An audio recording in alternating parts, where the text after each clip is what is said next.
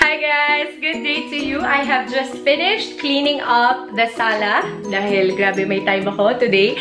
And I also have time to cook perfect. And I'll be sharing with you a very quick recipe of beef stroganoff. Of course, making use of Knorr beef cubes. So let's start!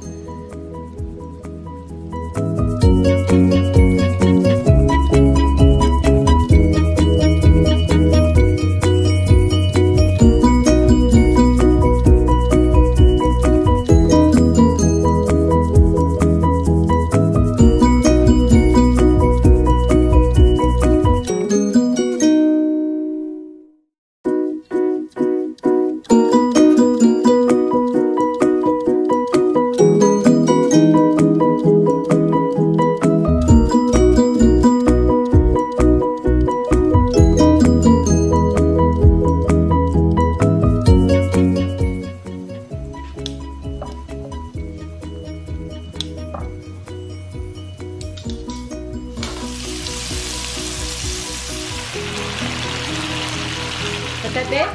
Mommy, help you. You're gonna help me? Yeah. What's that you're holding? We're gonna use that. What's that? Sabaw. Sabaw. Yes, we're gonna use that. Okay?